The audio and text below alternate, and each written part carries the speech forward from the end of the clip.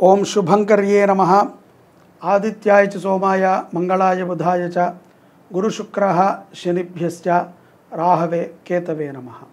गुरुब्रह्मा गुरुर्विष्णुः गुरुर्देवो महेश्वरः गुरुस्साक्षात् परब्रह्म तस्मै श्री गुरवे नमः। श्री श्री श्री गणपति सच्चिदानंद सद्गुरुभ्यो नमो नमः। కుంభరాశి వారికి జూన్ నెలలో గల గోచార ఫలితాలను తెలియజేస్తున్నాము, శ్రద్ధగా వినండి. కుంభరాశి వారికి జూన్ మాసములో ఆశించిన విధమైనటువంటి లాభాలు చేకూరుతాయి. మీరు ముందుగా కొన్ని పనులని ప్రణాళిక వేసుకుని ఆ యొక్క ప్రణాళిక విధానంలో చేస్తూ ఉంటారు. ఆ పనుల యందు విజయాన్ని సాధిస్తారు కుంభరాశి వారు. ఉద్యోగస్తులు, వ్యాపారస్తులు కూడా లాభాన్ని చూస్తారు. చక్కటి గుర్తింపు లభిస్తుంది. కెరియర్ పరముగా మీరు ఆలోచించేటువంటి కొన్ని ఆలోచనలు మీకు చాలా ప్రశాంతతను ఇస్తాయి. విదేశాలకు వెళ్ళి స్థిరపడాలి అనుకున్నటువంటి కుంభరాశి జాతకులకి ఇది ఒక సదవకాశం అని అనుకోవచ్చు. కానీ మంచిగా లీగల్గా న్యాయబద్ధముగా మీరు విదేశాలకి చేరుకుంటానికే ప్రయత్నం చేయండి. అంతే తప్ప ఎటటో తిరిగి దొడ్డిదారిన మాత్రము చేరుకున్నట్లయితే అనవసరముగా చాలా సమస్యలలో ఇరుక్కుంటారు. కుటుంబ శ్రేయస్సుని కోరుకుంటూ మీరు చేసేటువంటి ప్రతి పని కూడా లాభదాయకంగా ఉంటుంది. పిల్లల విషయంలో మీరు కంగారు పడకపోతే అది కొంత ప్రమాదాన్ని సూచిస్తూ ఉంటుంది. పిల్లల ఆరోగ్యము కానీ, అసలు పిల్లలు లేరు అనుకుంటే పిల్లలు పుట్టడానికి సంబంధించినటువంటి విధిని కానీ మీరు చేయాల్సిందే. ఇప్పుడు సంతానము కలగకపోతే ముందొచ్చే రోజుల్లో సంతానం కలుగుట కొంత కష్టం. గోచారమృత్యా సంతాన యోగము కూడా ఇప్పుడు చాలా చక్కగా ఉంది. కొన్ని వ్యవహారాల యందు చాకచక్యమైనటువంటి సమాధానాలని చెప్తూ ఉంటారు కుంభరాశి జాతకులు. ఆర్థిక వ్యవహారాలలో రుణబాధల నుంచి విముక్తులవుతారు. గతములో చేసినటువంటి చిన్నపాటి రుణమైన పెద్దపాటి రుణమైన తీరేటువంటి అవకాశము ఈ మాసములో గోచరిస్తుంది. అలాగే చిన్ననాటి మిత్రులతో కలిసి వ్యాపారము జరుపుటకై మీరు తీసుకున్నటువంటి ఒక నిర్ణయము చాలా ఆలోచింపచేస్తుంది మిమ్మల్ని. కాబట్టి ఆలోచన ధోరణితో వ్యాపారము చేయటం అనేటువంటిది మంచిది. తొందరపాటుతో తోటి స్నేహితుడు తన యొక్క అనుభవాన్ని చెప్పాడు, తన మీద నమ్మకంతో ఈ పొలమమ్మో, ఈ ఇల్లమ్మో, ఈ బంగారమమ్మో వ్యాపారము చేద్దాము అని మాత్రం దిగకండి. మీకు కూడా దాని మీద అవగాహన ఉంటేనే దిగండి. మోసపూరితమైనటువంటి వ్యక్తులు ఈ యొక్క కుంభరాశిలో ఉన్నటువంటి స్త్రీల చుట్టూ తిరుగుతూ ఉంటారు. అది స్త్రీలే కావచ్చు, పురుషులే కావచ్చు, కుటుంబ సభ్యులే కావచ్చు, మిత్రులే కావచ్చు, పక్కింటి వారే కావచ్చు, పై ఇంటి వారే కావచ్చు, ఎవరైనా సరే అది పిల్లల దగ్గర నుంచి పెద్దవాళ్ళ దాకా ఏదో ఓ రకముగా స్త్రీలు కొంత మోసపోయేటువంటి సందర్భాలు ఈ యొక్క కుంభరాశిలో ఉన్నటువంటి జాతకుల మీద ప్రభావాన్ని చూపుతున్నాయి. కాబట్టి ఆ విధముగా కొంత స్త్రీలు జాగ్రత్తగా ఉండాలి. ఏమరపాటుతో ఉంటే గనక నష్టపోవాల్సి వస్తుంది. పరిస్థితులు అనుకూలంగా ఉన్నాయి. ఉద్యోగము లేనటువంటి వారికి ఉద్యోగ అవకాశాలు వస్తాయి. ప్రయత్నము చేయాలి. సుదూర ప్రాంతాలకు వెళ్ళి ఉద్యోగం చేసేటువంటి అవకాశాలు కూడా కొంతమందికి లభ్యమవుతాయి. అవసరమైతే దూరముగా వెళ్ళైనా సరే ఉద్యోగము చేయండి. మంచి ఉద్యోగాలు త్వరలోనే మళ్ళీ దొరుకుతాయి. కానీ ప్రస్తుతము ఖాళీగా ఉండకుండా ఏదో ఒక పనిని చేయటం అనేటువంటిది మంచిది. ఈ ఆరోగ్య విషయంలోకి వచ్చేటప్పటికీ కుంభరాశి జాతకులు ఏ రోగము ఉండదు, కానీ ఏదో రోగము మనలో ఉన్నది అనేటువంటి ఒక భావనతో తర్జన భర్జన అవుతూ ఉంటారు. కాబట్టి మంచి ఆహారాన్ని తినండి, శుద్ధ శాకాహారాన్ని తీసుకోవటం అనేటువంటిది ఆరోగ్యానికి మంచిది.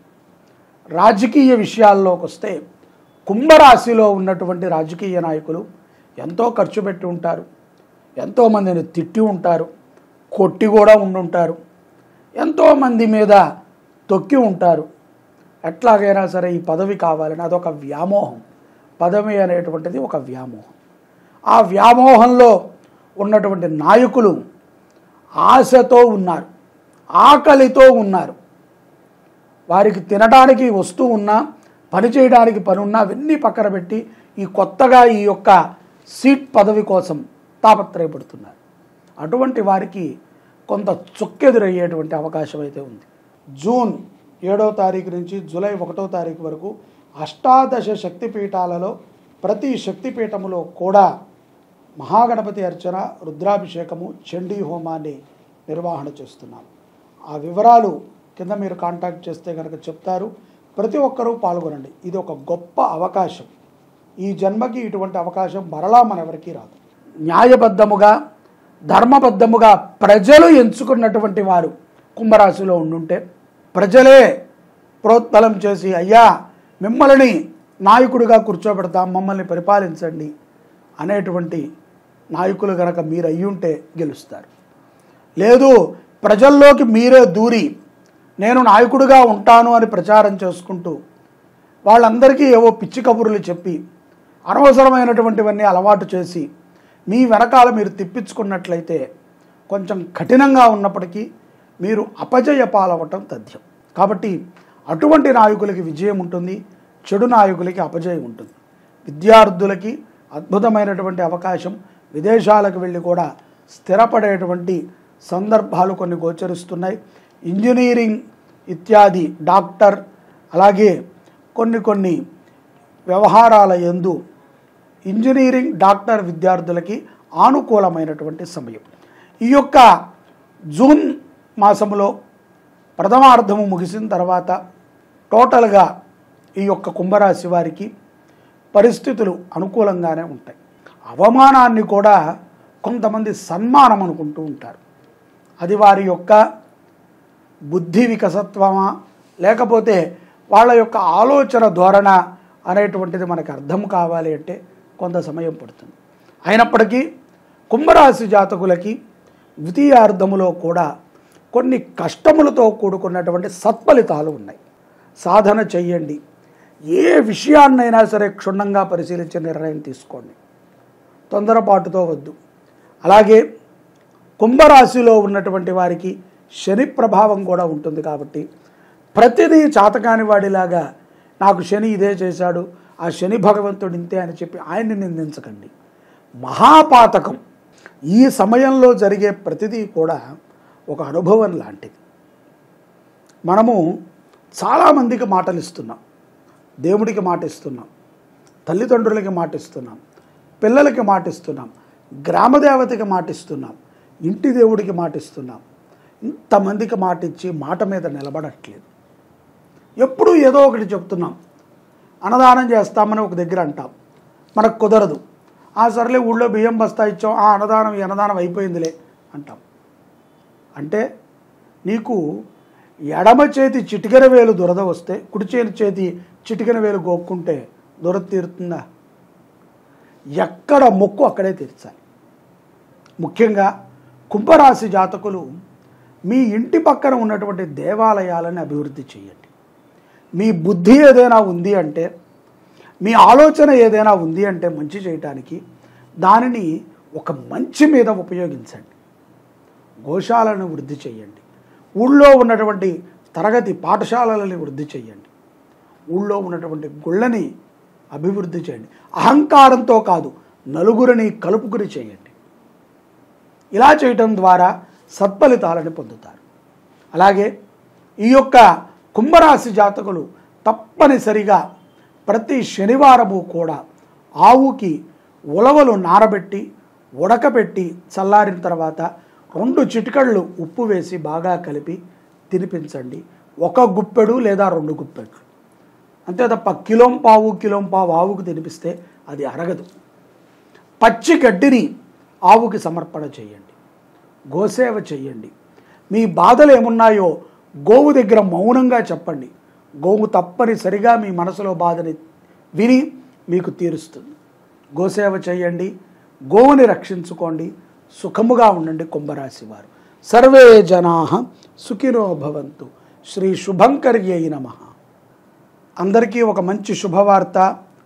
శ్రీ క్రోధీనామ సంవత్సరము జ్యేష్ఠ శుద్ధ పాడ్యమి నుంచి జ్యేష్ఠమాసము కృష్ణపక్ష దశమి వరకు అష్టాదశ శక్తిపీఠ మహాయజ్ఞాన్ని శుభంకరీ సేవా సమితి నిర్వర్తిస్తోంది. ప్రతి శక్తిపీఠములో కూడా అంటే మన హైదరాబాద్కి పక్కనే ఉన్నటువంటి అలంపురి జోగులాంబ అమ్మవారి దగ్గర నుంచి శ్రీలంకలో ఉన్నటువంటి శాంకరీదేవి వరకు ప్రతి శక్తిపీఠములో కూడా మీ గోత్రనామాలతో గణపతికి అర్చన, రుద్రాభిషేకము, ఆ యొక్క శక్తిపీఠములో చండీ హోమం, వీటిని నిర్వహణ చెయ్యాలి అని చెప్పి శుభంకరీ సేవా సమితి జూన్ 8వ తారీఖు నుంచి జూలై 1వ తారీఖు వరకు ఈ యాత్రని, ఈ యొక్క మహాయజ్ఞాన్ని నిర్ణయించడం జరిగింది. దీంట్లో ప్రతి ఒక్కరూ కూడా తప్పనిసరిగా పాల్గొవాలి. ఎందుకంటే ఈ జన్మకి ఇది ఒక గొప్ప అవకాశం. ఒక్కసారిగా ఒకే బ్రాహ్మడు మన గోత్రనామాలతో ప్రతి క్షేత్రము యందు కూడా అమ్మవారి క్షేత్రముల్లో హోమాన్ని చేయటము కానీ, అభిషేకము చేయటము కానీ, అర్చన చేయటము కానీ మన యొక్క దారిద్ర్య దుఃఖ నివృత్తి అవుటకు చాలా ఉపయుక్తమవుతుంది. ఇది మరొక్కసారి దొరుకుతుంది అని మాత్రం ఎవ్వరూ అనుకోవద్దు. మీరు ఊహించలేరు కూడా. ఇంకొకళ్ళు ఎవరైనా చేస్తారేమో, అప్పుడు కట్టుకుందాములే, అప్పుడు పాల్గొందాములే అని అనుకుంటే ఇది మీరు జార విడుచుకున్నట్టే. ఏకకాలములో పరమేశ్వరుడి యొక్క అనుగ్రహముతో ఈ యాత్రని ప్రారంభిస్తున్నాము. ఈ యాత్ర లోక కళ్యాణార్థము జరుగుతుంది. అందరూ బాగుండాలి, ప్రకృతి అంతా కూడా సస్యశ్యామలముగా ఉండాలి. ఎక్కడెక్కడైతే గనక దారిద్ర్యముతో దుఃఖితులై ఉన్నారో వారందరికీ కూడా బాగుండాలి. అందరూ మంచి ఆరోగ్యంగా ఉండాలి. విద్యార్థులకి మంచి చదువు బాగా రావాలి అనేటువంటి ఒక ఉద్దేశంతో ఈ యాత్రని సంకల్పించాం. ప్రతి క్షేత్రములో కూడా శశాస్త్రీయముగా జరిగేటువంటి యజ్ఞములో మీరు తప్పనిసరిగా పాల్గొనండి. కింద మీకు కాంటాక్ట్ నెంబర్ ఇచ్చాము, మీరు కాంటాక్ట్ అవ్వండి, మీ గోత్రనామాలు నమోదు చేసుకోండి. జూన్ 8వ తారీఖు ప్రారంభమవుతుంది. జూలై 1వ తారీఖు మన యొక్క శుభంకరీ పీఠములో చండీ హోమాన్ని చేసుకుని మహాపూర్ణావతిని చేసుకుంటాం. ఆ రోజుతో ఈ కార్యక్రమాలు ముగుస్తాయి. ఇంత గొప్ప యజ్ఞం, మీకు ఎటువంటి కోరికన్నా తీర్చేటువంటి మహాఫలప్రదమైనటువంటి అష్టాదశ యజ్ఞం. అష్టాదశ శక్తిపీఠాలు ఏ విధంగా వచ్చాయో మనకు తెలుసు. అమ్మవారి యొక్క శరీర భాగాలు 108 భాగాలుగా విచ్ఛిన్నమై పడిన తర్వాత అవి కొంతకాలానికి 51గా మారాయి. మరికొంతకాలానికి అవి 18గా వచ్చాయి. ఆ 18 అద్భుతమైనటువంటి శక్తిపీఠాలు. వాటిని మించినటువంటివి మరొకటి లేవు. ప్రతి క్షేత్రంలో కూడా శివుడు ఉంటాడు. కాబట్టి శివుడికి ఆరాధన, గణపతికి ఆరాధన, అమ్మవారికి ఆరాధన జరుగుతుంది. అవకాశాన్ని జార విడుచుకోకండి. ప్రతి ఒక్కరూ పాల్గొనండి. అమ్మవారి అనుగ్రహాన్ని పొందండి. అమ్మ దయ ఉంటే అన్నీ ఉన్నట్టే. సర్వే జనాః సుఖినో భవంతు.